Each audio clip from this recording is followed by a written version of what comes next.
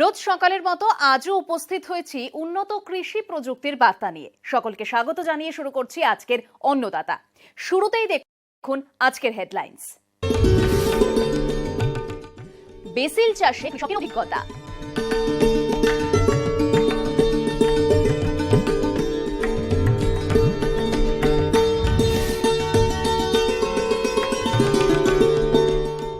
পাট চাষের বিজ্ঞানসম্মত প্রযুক্তি।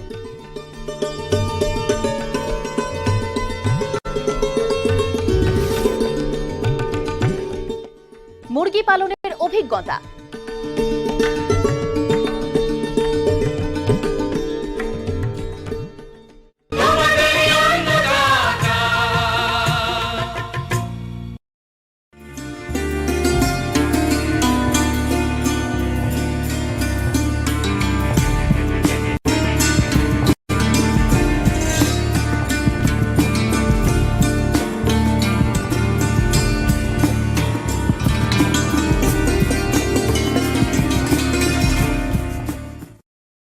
আমাদের রাজ্যে সবজি চাষে বেশ বৈচিত্র্য রয়েছে। বিভিন্ন প্রচলিত সবজিগুলোর পাশাপাশি প্রগতিশীল চাষিরা বাজারের চাহিদা অনুযায়ী উৎপাদন করেন অপ্রচলিত সবজি।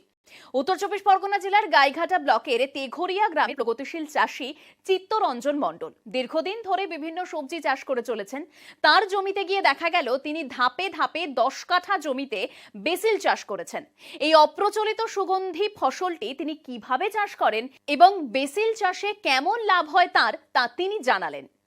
বেসিল চাষ করতে হলে জমির লেভেলটা একটু উঁচু, জল নিকাশি ব্যবস্থা যুক্ত জমি হলে ভালো হয়। যে কোনো ধরনের মাটিতে হয়, তবে বেলে দোআঁশ মাটিতে সবচাইতে ভালো হয়, গাছের গ্রোথটা খুবই ভালো হয়। বেসিলের আমাদের কোনো জাত নেই, একটাই জাত, সেটাই চলছে। আমি বেসিল চাষ করছি 1997 সাল থেকে, প্রায় 25 বছর হলো। বেসিল গাছের উচ্চতা অনেকটাই হতে পারে, কিন্তু যদি বাজারের চাহিদা থাকে এবং ঠিক সময় মতো যদি বেসিলটা জমি থেকে সংগ্রহ করা হয় ডগাগুলো কেটে, তাহলে গাছটা মোটামুটি 3-4 ফুটের মধ্যে রাখা যায়। চারা বসানোর সময় আমরা প্রথম যখন তাড়াতাড়ি পুরো জমিতে ফলন আনবার জন্য 1.5 ফুট 2 ফুট অন্তর অন্তর, একদিকে 2 ফুট একদিকে 1.5 ফুট এই অন্তর অন্তর চারা বসাই। তারপর গাছটা যখন পুরো জমি ভর্তি হয়ে যায় তখন মাঝখান থেকে এক লাইন করে গাছটা কেটে দিয়ে গাছটা কিছুটা ফাঁকা করে দিই।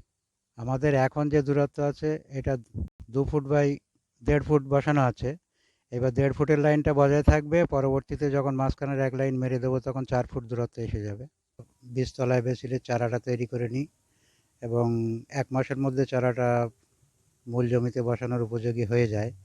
এবং মূল জমিটা তৈরি করার সময় আমরা প্রচুর পরিমাণে জৈব সার এবং কিছু পরিমাণ রাসায়নিক সার দিয়ে 4-5টা লাঙল দিয়ে জমির মাটিটা ভালো ঝুরঝুরে করে তৈরি করে নিই এবং তৈরি করার পরে বীজতলা থেকে চারা তুলে এনে নির্দিষ্ট দূরত্বে আমরা সারি করে বেসিলের চারাটা লাগানো হয়। যদি চারা লাগানোর সময় মাটিতে রস না থাকে তাহলে পর্যাপ্ত জলের ব্যবস্থা করতে হয় এবং চারাটা দাঁড়িয়ে যাওয়ার মোটামুটি 1 মাস পর থেকেই ডগাটা 1 মাস পর থেকেই কাটার মতো হয়ে যায়। একবার কেটে নেওয়ার পর থেকে ওই ডালগুলো থেকে আরও অনেকগুলো ডাল বেরিয়ে গাছটা ঝাঁকড়া তৈরি হয়ে যায়। 3 মাসের মধ্যে মোটামুটি গাছটা বেশ ভালো ঝাঁকড়া তৈরি হয়ে যায়। তখন থেকে আমরা পুরো ফলনটা তুলতে পারি। সারা বছরই করা যায়, শুধুমাত্র শীতের সময়টা বাদ দিয়ে। যখন অতিরিক্ত শীত পড়ে যায় তখন বেসিল গাছের গ্রোথটা খুব কমে যায়। প্রথম যখন মূল জমিটা তৈরি করি তখন প্রচুর পরিমাণে পাতা পচা, গোবর সার এসব দিয়ে জমিটা তৈরি করা হয়। পরবর্তীতে আমরা যখন একবার পাতা কেটে নেওয়া হয় তখন প্রয়োজন অনুযায়ী আমরা সার ব্যবহার করি। বিশেষ করে দানাদার শোকলা জাতীয় বা ডিএপি এই জাতীয় সারটাই বেশি ব্যবহার করা হয়। এবং পাতা কেটে নেওয়ার পর যখন মাটি শুকনো হয়ে যায় তখন নাইট্রোজেন ঘটিত সার দিয়ে জমিতে সেচ দিয়ে দেওয়া হয়, যার ফলে পাতাগুলো আবার নতুন করে গজিয়ে পুরো ফলন এসে যায় গাছে। যখন আমরা দানাযুক্ত এনপিকে সার ব্যবহার করি তখন কাঠাপ্রতি 2 কেজি হারে ব্যবহার করি এবং পাতা একবার কেটে নেওয়ার পরে কাঠাপ্রতি 1 কেজি হারে ইউরিয়া সার ব্যবহার করে যদি সেচ দিয়ে দেওয়া হয় তাহলে 15 দিনের মধ্যেই আবার একই জায়গা থেকে নতুন পাতা কাটবার মতো হয়। এই জন্য যতবারই পাতা কাটা হয় ততবার আমরা নাইট্রোজেন ঘটিত সার চাপান দিয়ে জলসেচের ব্যবস্থা করি এভাবে সারা বছরই পর্যায়ক্রমে চলতে থাকে। রোগ পোকার সমস্যা বলতে বেসিল গাছের একটা রোগ মাঝে মাঝে শুকনো হয়ে মরে যায় ঝিমিয়ে। সেক্ষেত্রে যদি কখনো এরকম প্রয়োজন হয় তাহলে আমরা বাজারের প্রচলিত ছত্রাকনাশক, ব্যাকটেরিয়ানাশক এসব জলে গুলে গোড়াটাতে স্প্রে করি এবং স্প্রে করার সময় যেন মাটিতে পর্যাপ্ত রস থাকে। অতিরিক্ত গরম পড়লে অনেক সময় পাতা খাওয়া পোকা পাতাগুলো খেয়ে ফুটো ফুটো করে দেয়। সেক্ষেত্রে বাজারে প্রচলিত লেদা পোকার যেসব কীটনাশক ওষুধ আছে আমরা পর্যায়ক্রমে ব্যবহার করি, তাতে অসুবিধা হয় না। তবে অন্য ফসলের তুলনায় খুব কম পরিমাণে কীটনাশক ব্যবহার করা হয়। বেসিল গাছ একবার লাগালে 1 বছর পর্যন্ত বেঁচে যায় এবং তার থেকে ফসল তোলা যায়। 1 বছরের বেশিও বেঁচে থাকে, কিন্তু আমরা রাখি না। তার কারণ তখন পাতার কোয়ালিটিটা, গাছের যখন অনেকটা বয়স হয়ে যায় তখন পাতার কোয়ালিটিটাও খারাপ হয়ে যায়। বছরে একবার করেই লাগাই। বেসিল চাষ করতে আহামরি খুব বেশি খরচ হয় না। 1 কাঠা জমির হিসাব যদি করা হয় তাহলে দেখা যাচ্ছে সারা বছরে 1 কাঠা জমিতে 1000 থেকে 1200 টাকা মতো খরচ করা হয়। তাতেই সারা বছরের খরচা হয়ে যায়। বিক্রির ব্যাপারটা যেহেতু বাজার দরের উপর নির্ভর করে, যখন বাজারে প্রচুর চাহিদা থাকে তখন রেটটা আমরা 50 টাকা 60 টাকা এক কেজি প্রতি পাই। আর যখন চাহিদা কমে যায়, মানে আমদানি হলেই চাহিদাটা কমে যায়, তখন 20 টাকা 25 টাকা কেজি বিক্রি হয়। 1 কাঠা জমি থেকে যদি সুষ্ঠুভাবে ঠিকঠাক পরিচর্যা করা যায় তাহলে 1 কাঠা জমি থেকে 200 কেজি পর্যন্ত আমরা বেসিল পাতা পেতে পারি। এবছর আমার 10 কাঠা পরিমাণ জমিতে বেসিল আছে। অন্য সাধারণ সবজির চাষের চাইতে বেসিল চাষটা অনেকটাই লাভজনক, ঝুঁকি অনেকটাই কম, চাষের খরচও অনেক কম। এখন একটু বিরতির পর থাকছে পাট চাষের বিজ্ঞানসম্মত প্রযুক্তি।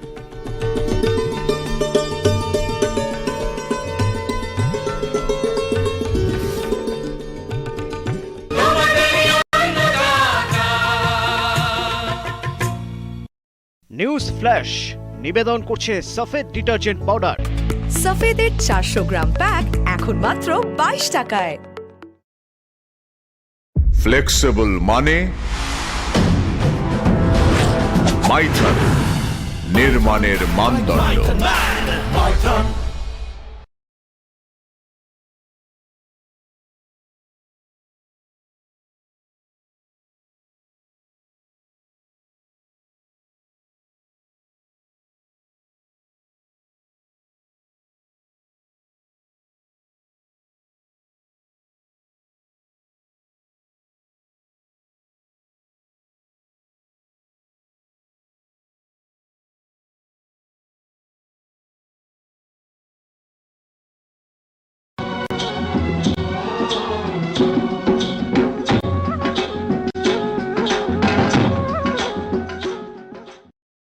বিরতির পর ফিরে এলাম অনুষ্ঠানে।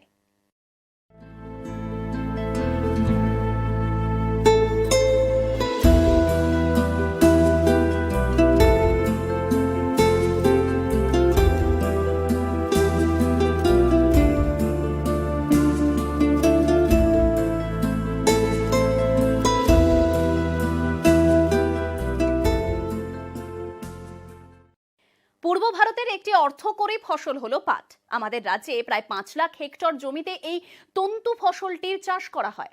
এই রাজ্যে পাটের গড় ফলন 26 কুইন্টালের মতো, তবে প্রগতিশীল চাষিরা 32 কুইন্টালেরও বেশি ফলন পেয়ে থাকেন। আসলে গড়পড়তা চাষিরা সঠিক প্রযুক্তি মেনে চলেন না। ভালো ফলন পেতে হলে পাট চাষের ক্ষেত্রে কোন কোন প্রযুক্তি বিষয়ে নজর দিতে হবে তা জানালেন প্রাক্তন কৃষি বিশেষজ্ঞ ডক্টর সন্তোষ কুমার বিশ্বাস। যখন দেশ ভাগ হয়েছিল পাটের গড় ফলন ছিল হেক্টর প্রতি 11 কুইন্টালের মতো, আর আজকে আমরা সেখানে সারা ভারতবর্ষের গড় উৎপাদকতা যেটা প্রায় 26 কুইন্টাল প্রতি হেক্টরে পাচ্ছি। এটা সম্ভব হয়েছে বিভিন্ন রকম উন্নয়নমূলক প্রকল্পের মাধ্যমে। যেসব প্রযুক্তি উদ্ভাবিত হয়েছে সেগুলোর সঠিক প্রয়োগের মাধ্যমে আমরা এই উৎপাদকতা বাড়াতে পেরেছি। গুণমান বাড়াবার জন্য বিভিন্ন রকম প্রয়াস চলছে। এক হচ্ছে প্রথমত উন্নত মানের জাত। আমাদের এখন সবথেকে বেশি পপুলার যে ভ্যারাইটিটা সেটা হচ্ছে GR 524। এই ভ্যারাইটিটা রিলিজ হয়েছিল 1978 সালে। কিন্তু পরবর্তীকালে গত 20 বছর ধরে অনেক নতুন নতুন ভ্যারাইটি আমাদের রিলিজ হয়েছে গবেষণাগার থেকে, কিন্তু এই ভ্যারাইটিগুলো সেভাবে পপুলার হয়নি, কেননা 524 বা নবীন ভ্যারাইটি এমনভাবে পপুলার হয়ে গেছে যে ওইটাকে সহসা ছাড়ানো যাচ্ছে না। কিন্তু আমাদের দেখতে হবে যে নতুন নতুন জাত বা উন্নত মানের জাত ব্যবহার করে কি করে পাটের ফলন বাড়ানো যায়। সেই জাতগুলো যেমন তার মধ্যে আছে JRO 204, JBO 2003H বা ইরা বলে, আর 204কে সুরেন বলা হয়, JROG 1, JBO 1, সুয়ালা, এরকম অনেক ভ্যারাইটি এখন আমাদের পাওয়া যাচ্ছে। আমাদের প্রয়াস নিতে হবে যাতে এই নতুন নতুন ভ্যারাইটি চাষ করে চাষি ভাইরা উন্নত মানের পাট তৈরি করতে পারেন। পাটের বীজ সাধারণত উৎপাদন হয় সেই অন্ধ্রপ্রদেশ, তেলেঙ্গানা, কর্ণাটক বা মহারাষ্ট্রে, কিন্তু আমাদের দেখতে হবে যাতে উন্নত মানের বীজ, বিশেষ করে সার্টিফাইড বীজ সঠিক সময়ে চাষিদের কাছে পৌঁছায়। আর এই নতুন ভ্যারাইটি যাতে চাষি ভাইরা ব্যবহার করেন তার জন্য সরকারি প্রকল্প আছে, সেই প্রকল্পের মাধ্যমে সাবসিডিতে বা ভর্তুকিতে চাষি ভাইদের বীজ দেওয়ার ব্যবস্থা আছে। আমাদের এখন এই সব এলাকায় বেশিরভাগই তোষা পাটের চাষ হয়, আর একটা পাট আছে তিতা পাট, সেটার চাষ এখন এই সব এলাকায় বিশেষ করে দক্ষিণবঙ্গে তো দেখাই যায় না, উত্তরবঙ্গেও খুব সামান্য পরিমাণে হয়। তোষা পাটের আগে যে ভ্যারাইটিগুলো ছিল, বিশেষ করে বৈশাখী তোষা JRO 632, সেটা বৈশাখ মাসের আগে লাগানো যেত না, লাগালে ফুল হয়ে এসে যেত। কিন্তু ওই যে JRO 524 যে নবীন ভ্যারাইটিটার কথা বললাম, সেটা কিন্তু চৈত্র মাস থেকে লাগানো যায়। তাছাড়া এই যে নতুন যে জাতগুলোর কথা বললাম, এগুলো চৈত্র মাস থেকে লাগানো যায়। আমরা যদি সঠিক সময় লাগাতে পারি, বিশেষ করে চৈত্র মাসের প্রথম থেকে বা অ্যাটলিস্ট মাঝামাঝি থেকে বৈশাখ মাসের মাঝামাঝি পর্যন্ত, এই সময়টায় যদি পাট লাগাতে পারি তাহলে আমাদের পাটের ফলনটা ভালো হয়। যেখানে সেচের ব্যবস্থা আছে সেখানে পাটের বীজ বুনে বা একটা সেচ দিয়ে তারপরে পাটটা বোনা যেতে পারে, এবং সেক্ষেত্রে সময় মতো আমরা পাটের বীজ বুনতে পারি। পাট চাষে মোট যা খরচ হয় তার প্রায় 3 ভাগের 1 ভাগ বা তার থেকেও কিছু বেশি হচ্ছে নিড়ানির জন্য খরচ হয়। সেক্ষেত্রে আমরা যদি পাটটা লাইনে বুনতে পারি, এখন লাইনে বোনার জন্য সিড ড্রিল পাওয়া যাচ্ছে, যদি আগাছা দমনটা আমরা হুইল হো বা নেল উইডারের সাহায্যে করতে পারি তাহলে কিন্তু কম খরচে পাটের নিড়ানিটাও আমরা দিতে পারি।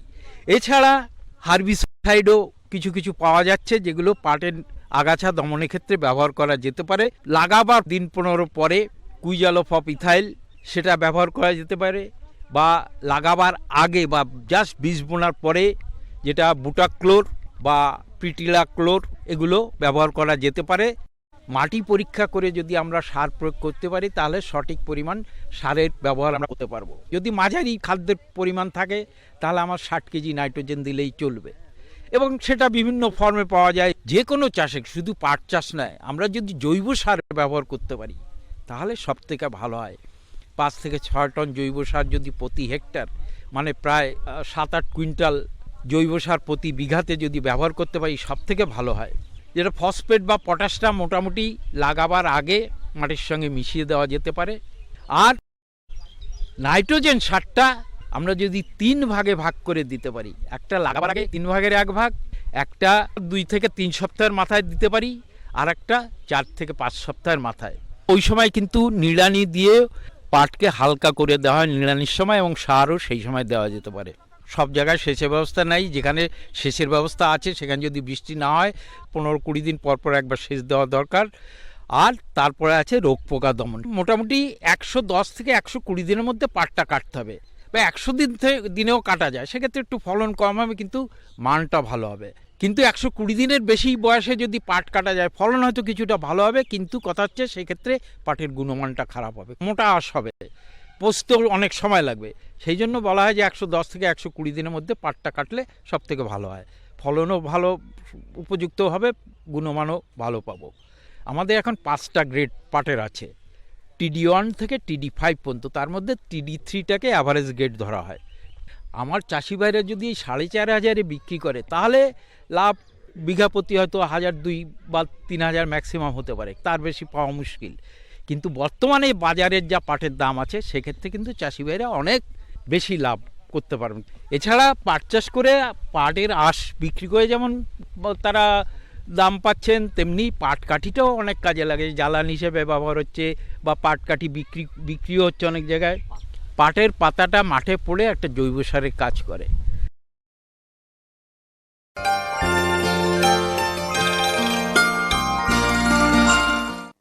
এবারে দেখুন অন্নদাতা হেল্পলাইন। দর্শকেরা আমাদের কাছে বিভিন্নভাবে যে প্রশ্ন করে থাকেন তার উত্তর নিয়েই সাজানো হলো অন্নদাতা হেল্পলাইন। নদিয়া জেলার কৃষ্ণনগর থেকে অন্নদাতা দপ্তরে ফোন করেছেন সমর হালদার।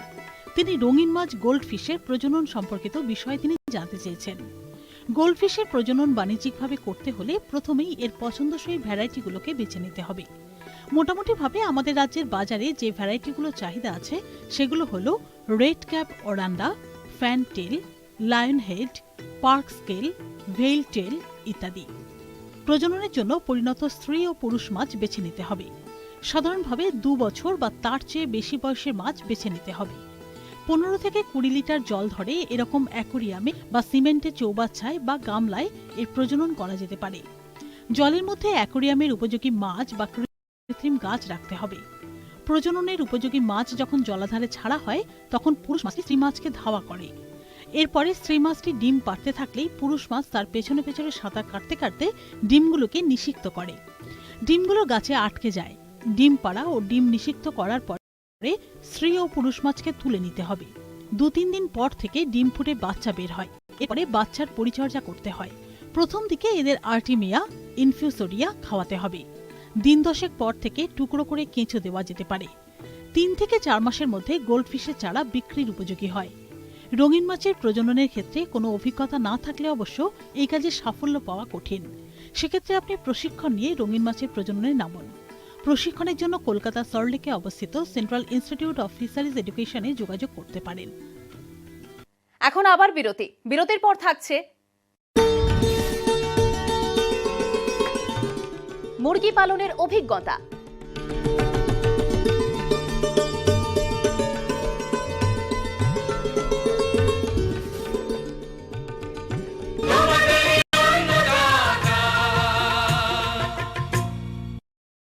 নিউজ ফ্ল্যাশ নিবেদন করছে সফেদ ডিটারজেন্ট পাউডার।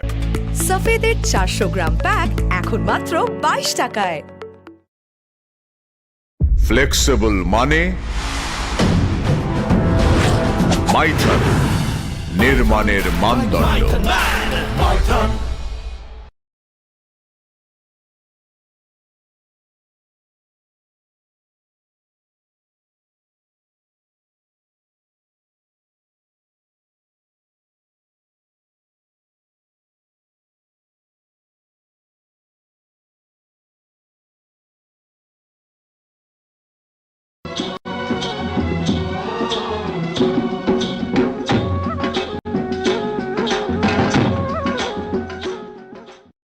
আবার ফিরে এলাম অনুষ্ঠানে।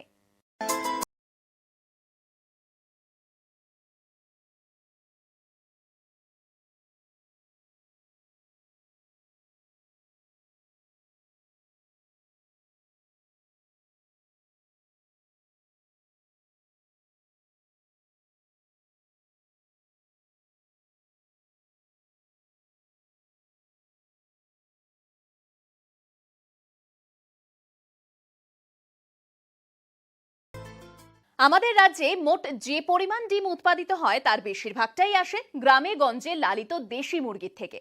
দেশি মুরগি বছরে মাত্র 70 থেকে 80টা ডিম দেয়, কিন্তু আবার দেশি মুরগির মাংসের দাম বাজারে ভালো পাওয়া যায়।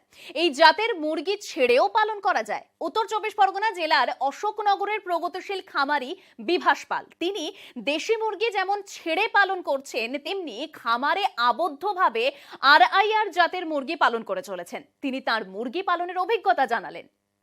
এই মুরগিটা আমি বছর দিয়ে করে শুরু করেছি ছোট আকারে। ওই প্রথমে 5-7টা মুরগি কিনে নিয়ে এসেছিলাম, তারপরে সেখান থেকে ওটাকে বড় করেছি। বড় করে পালতে ওরা ডিমের পজিশনে আসলো। 5 মাসের মাথা ডিম দেওয়া শুরু করলো। সেই ডিমটাকে আবার ওদেরকে দিয়ে তা দিয়ে ফোটালাম।